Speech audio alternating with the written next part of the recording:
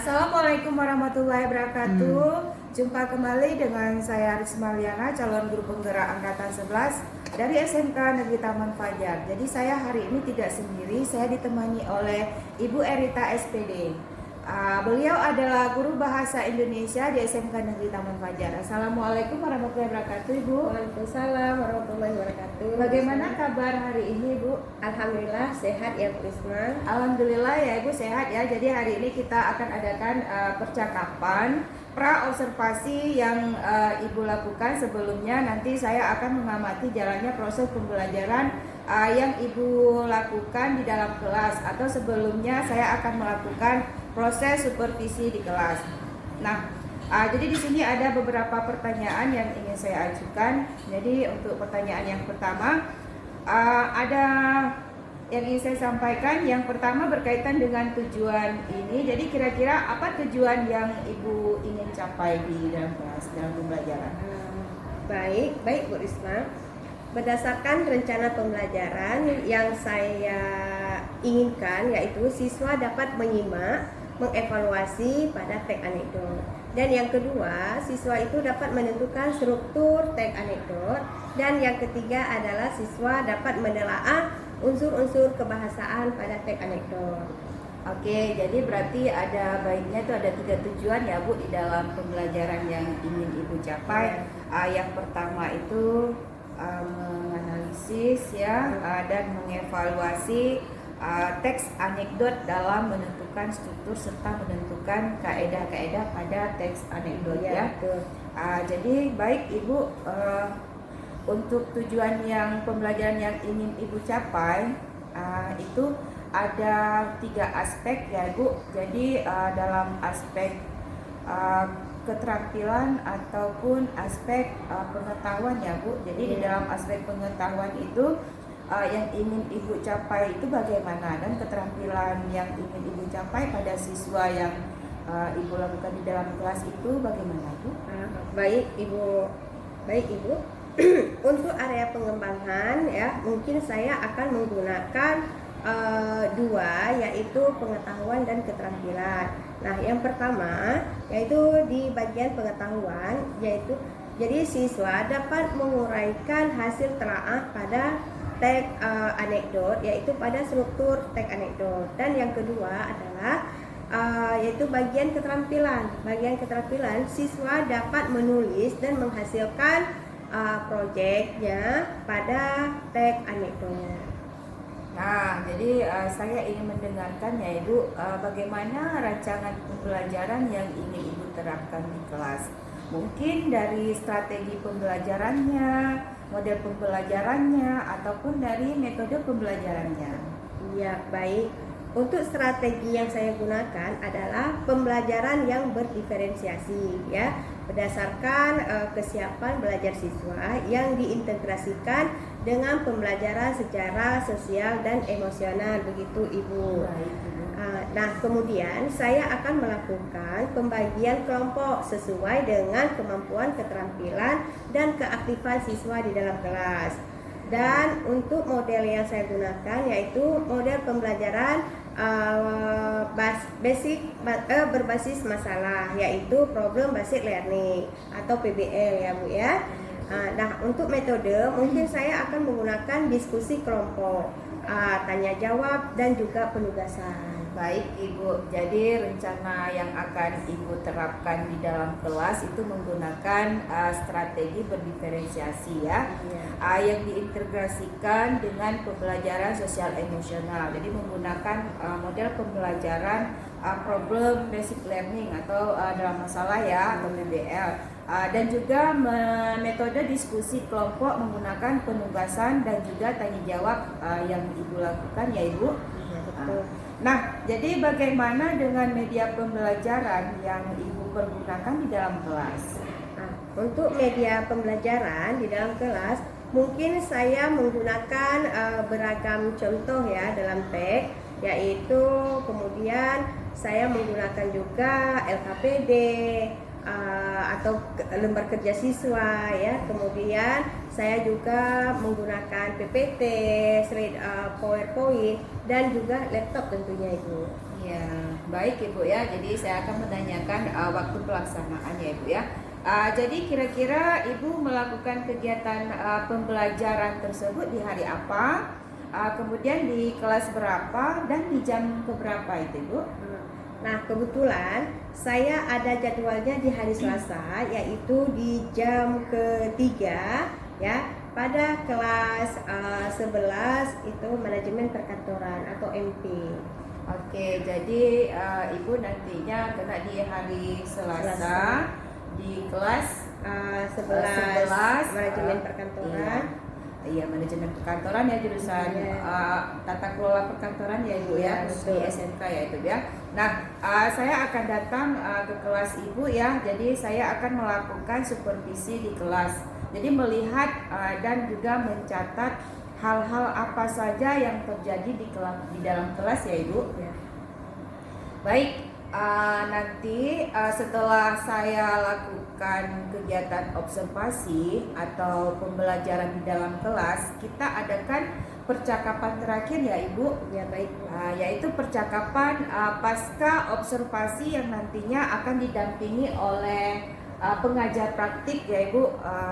Oleh pengajar praktik itu baiknya pengajar praktik dari pengajar praktik saya ya, yaitu Bapak Abdul Jabir. Ya Ibu ya. Iya, baik Bu. Jadi sebelum kita akhiri, kira-kira apa yang Ibu dapatkan dari hasil percakapan kita hari ini ya Ibu? Mungkin saya mendapatkan gambaran media apa yang nantinya saya akan gunakan, ya. Dan saya juga sudah mempersiapkan sekarang tentang media-media yang akan saya gunakan nantinya di dalam kelas. Saya juga mendapatkan gambaran percakapan yang kita lakukan hari ini, gitu Ibu. Baik Ibu, terima kasih atas waktunya dan sudah bersedia berbincang-bincang dengan saya dengan percakapan observasi ya Ibu. Iya, betul. Jadi baik, kita bertemu di kegiatan observasi di kelas di hari Selasa. Hari Selasa depannya ya Ibu. Jadi baik Bu, demikian percakapan kita hari ini. Sampai bertemu di kegiatan pas observasi kelas dan juga percakapan pasca observasi. Wassalamualaikum warahmatullahi wabarakatuh. Terima kasih Ibu. Sama-sama Ibu.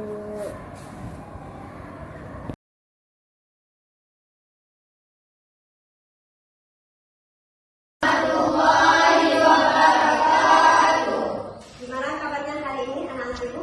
Baik. Alhamdulillah sehat ya? Sehat. Nah, sebelum kita memulai pembelajaran kita hari ini, alangkah baiknya kita berdoa dulu. Nah, ketua kelas silakan pimpin doanya ya.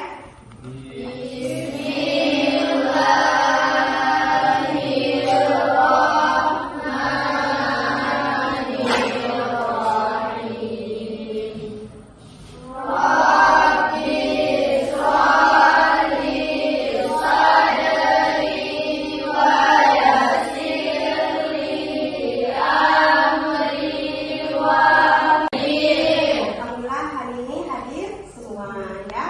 Baik, hadir semua. Sekarang kita lanjut. Nah, anak-anak Ibu, sebelum kita masuk ke materi kita hari ini, Ibu bertanya dulu kepada kalian. Materi minggu yang lalu kalian masih ingat? Masih. Tentang apa? LHO. Yaitu laporan hasil observasi. Nah, apa aja laporan hasil observasi yang kita belajar minggu yang lalu? Struktur. Ada struktur. Apa lagi? Unsur kebahasaan. Ya, baik. Masih ingat ya materi kita minggu yang lalu? Nah, untuk hari ini, materi kita hari ini yaitu capaian pembelajaran, menganalisis struktur teks anekdot dan memproduksi teks anekdot. Adapun tujuan pembelajaran kita hari ini menyimak, menganalisis, mengevaluasi dan mengkreasi informasi berupa gagasan, pikiran, perasaan, pandangan, arahan atau pesan terkandung pada teks anekdot ya. Nah, anak-anak, ini kan ada persepsi 1. Coba kalian perhatikan gambarnya, ada 2 gambar, gambar 1 dan gambar kedua. Coba kalian perhatikan gambar ini, gambar ke-1 tentang apa dan gambar kedua tentang apa? Gambar ke-1 tentang interaksi sosial. Iya, bagus. Tepuk tangan dulu. Gambar 1 tentang informasi interaksi sosial. Gambar kedua korupsi. Bagus ya. Nah, ini persepsi yang kedua. Ada 2 gambar. Gambar ke-1, gambar kedua tentang apa?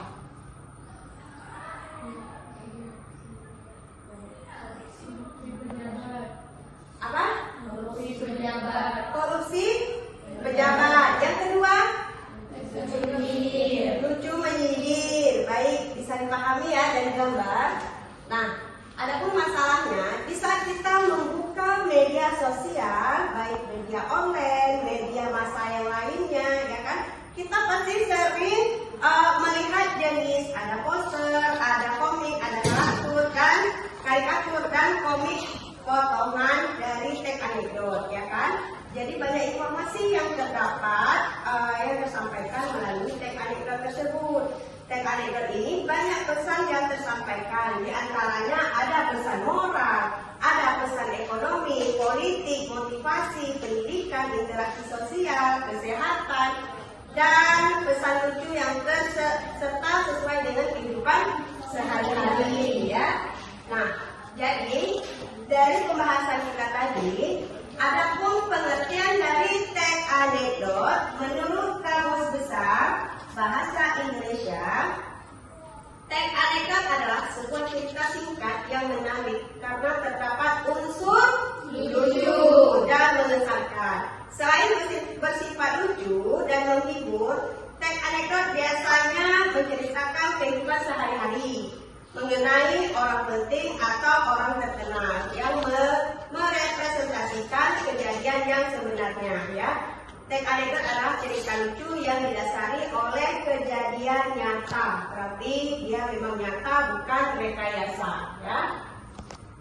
Nah, adapun strukturnya itu ada 5. Ada abstrak, orientasi, ada krisis, reaksi, dan ada koda.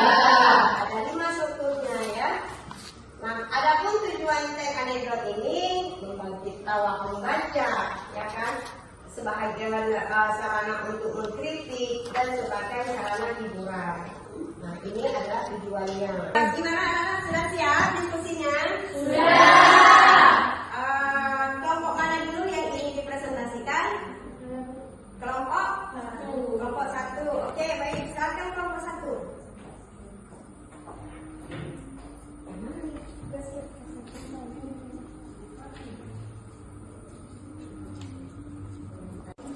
Oke, yang lain coba diperhatikan, ya. Assalamualaikum warahmatullahi wabarakatuh. Waalaikumsalam warahmatullahi wabarakatuh. Perkenalkan, saya Nofaliza. Saya perwakilan dari kelompok 1 akan mempresentasikan tentang teks anekdot mengenai politik korupsi.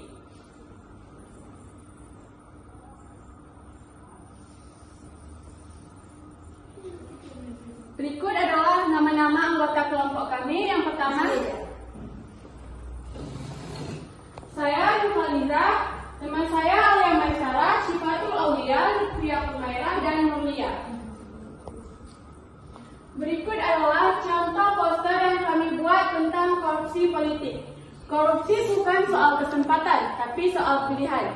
Jangan biarkan diri kita tergoda oleh kursi yang lapang.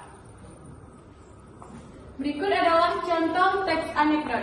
Di sebuah kota kecil, pemilihan kepala daerah sedang berlangsung. Warga kota itu sangat antusias, berharap akan ada perubahan yang lebih baik. Banyak calon yang menjanjikan program-program luar biasa untuk meningkatkan. Kita menerbitkan laporan tentang skandal tersebut. Berita ini mengguncang kota. Rakyat yang awalnya Pak Budi tidak bisa menghindar. Ia dipaksa untuk memberikan penjelasan, tapi semua sudah terlambat. Akhirnya ia mengakui kesalahan dan sekarang. Berikut bangunan yang direncanakan dan semua orang sangat senang. Namun, lambat laun suara-suara sumbang mulai terdengar. Ada berita tentang... Silakan. Apa kesimpulan dari poster yang kalian paparkan tadi?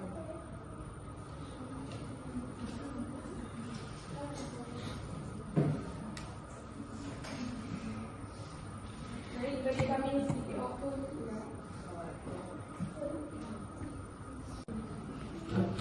Baik, kami akan menjawab pertanyaan dari kelompok 4. Korupsi sebagai pilihan. Teks menyatakan bahwa korupsi bukan hanya sekedar kesempatan, tetapi merupakan pilihan sadar. Ini menunjukkan bahwa individu dalam posisi kekuasaan harus mengambil tanggung jawab atas tindakan mereka, alih-alih menganggap korupsi sebagai kondisi yang tak terhindarkan. Terima kasih.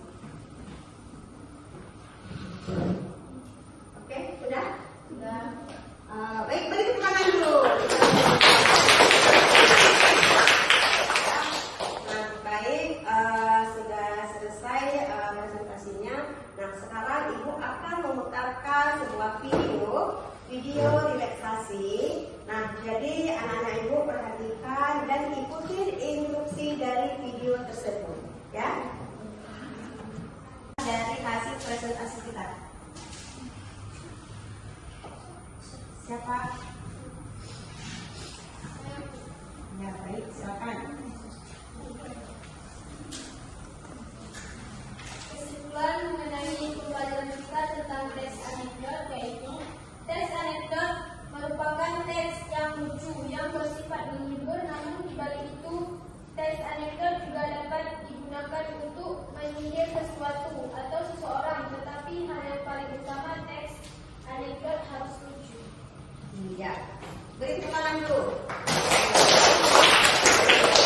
Hasil kesimpulan kita hari ini, teks anekdot itu adalah sebuah cerita lucu. Nah, di dalam cerita lucu itu terdapat sindiran atau kritikan, ya. Jadi dan makna yang tersirat, ya. Nah, siapa yang mau menyimpulkan satu orang lagi? Gak ada? Gak ada? Oke, kalau tidak ada, nah coba diperhatikan, ini adalah sebuah motto, ya.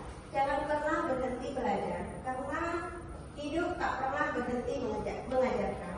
Jangan takut salah ketika menuntut ilmu, karena banyak orang sukses belajar dari sebuah kesalahan.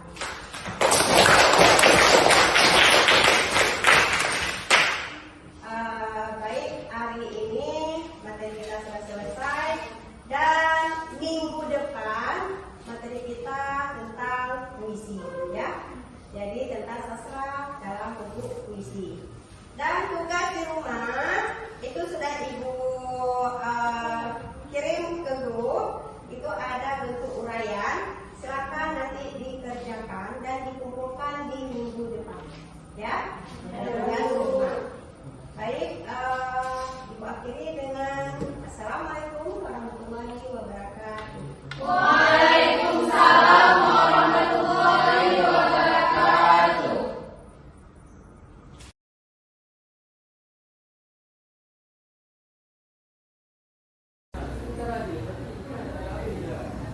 Perkenalkan, nama saya Rusmaliana.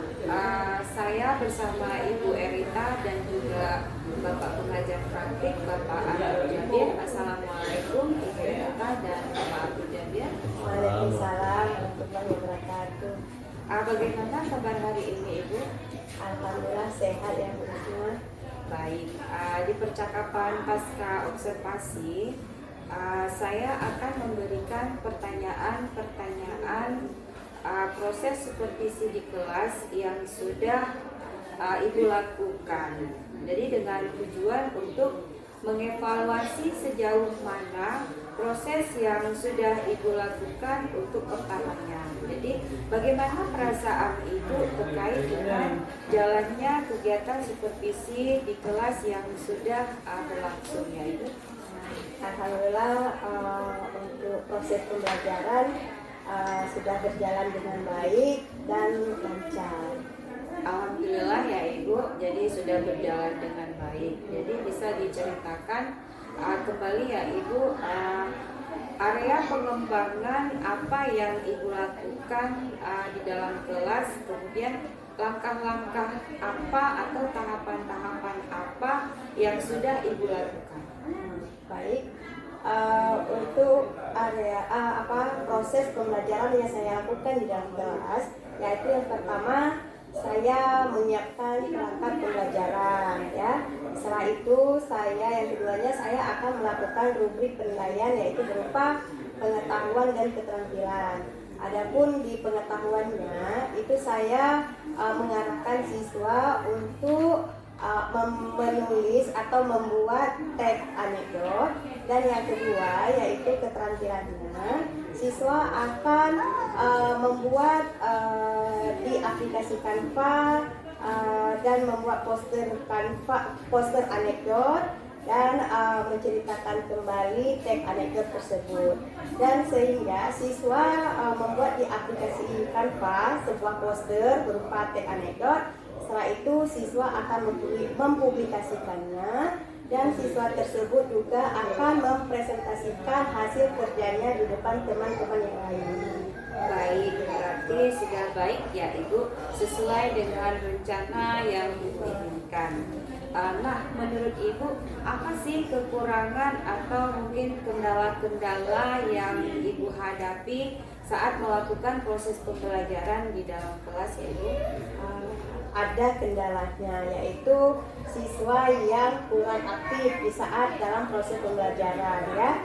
Nah, dan di saat pembagian kelompok, karena di saat pembagian kelompok siswa itu ada yang tidak memahami materi, karena di kelas itu kan siswanya ramai, dan di saat saya pembagian kelompok tidak sesuai dengan kondisinya. Nah, jadi saya melihat dengan siswa yang tidak kondusif di saat pembagian kelompok, saya juga akan melakukan berdasarkan pemahaman siswa, yaitu yang berdasarkan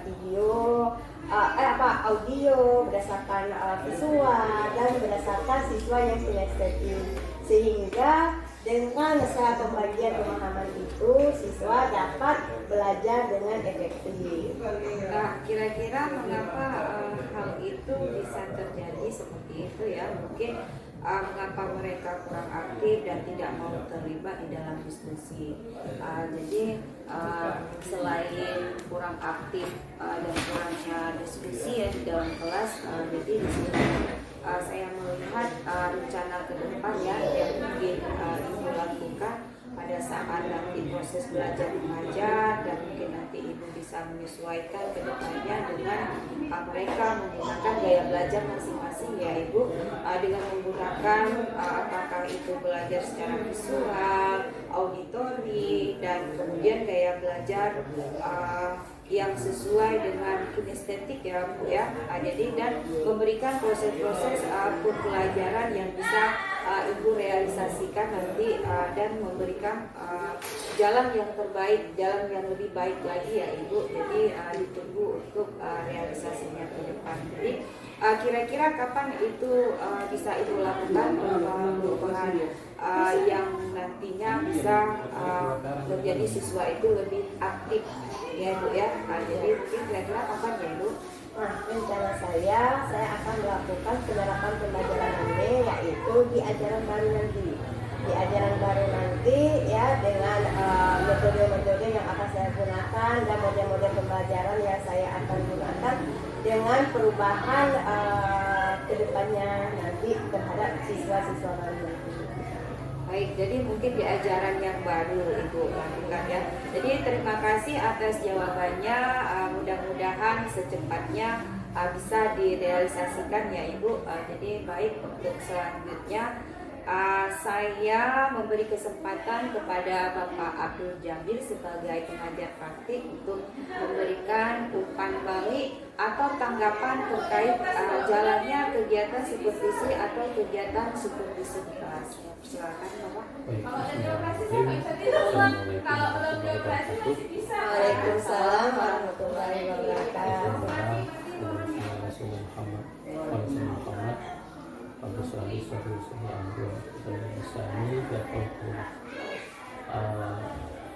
Alhamdulillah barusan tadi saya sudah mendengar paparan ataupun praktik coaching yaitu Ibu Risma dan bersama Ibu Erika saya alhamdulillah sudah memenuhi ketentuan dan ketika praktik coachingnya sudah menemukan jawaban yang dari pertanyaan yang ada. Kemudian juga pertanyaan tadi mengikuti alur serta sudah mengidentifikasi tentang permasalahan yang muncul. Kemudian juga sudah ada jawaban dari Ibu Rita sendiri ya, bagaimana kedepannya akan dilakukan perbaikan dan dilaksanakan agar sudah baik gitu ya. Dan juga menurut saya Ibu Risma sudah sangat luar biasa ya, berarti sudah mempraktikkan pembelajaran di LMS yang diberikan oleh Ibu Fasilitator dan juga oleh instruktur di level pemahaman dan juga dari diskusi ya, di komunikasi seksual, kemudian kegiatan kolaborasi di LMS yang melihat nama Ibu Risma luar biasa. Jadi pada hari ini di praktek secara langsung sudah bisa sendiri, sampai ini bisa dipertahankan dan ditingkatkan yang lebih baik lagi. Terima kasih. Assalamualaikum warahmatullahi wabarakatuh. Waalaikumsalam warahmatullahi wabarakatuh. Baik Pak, terima kasih Bapak atas waktunya dan umpan balik pasca observasi kita hari ini. Baik, akhirnya rangkaian supervisi akademik kita kali ini sudah selesai dan percakapan pasca supervisi kelas dan juga percakapan supervisi kedepannya nanti ya. Terima kasih dan saya mengucapkan terima kasih kepada Pak Abdul Jabir sebagai PP dan Ibu Erita sebagai supervisi. Jadi saya akhiri, wabillahi taufiq wal hidayah. Wassalamualaikum warahmatullahi wabarakatuh. Waalaikumsalam.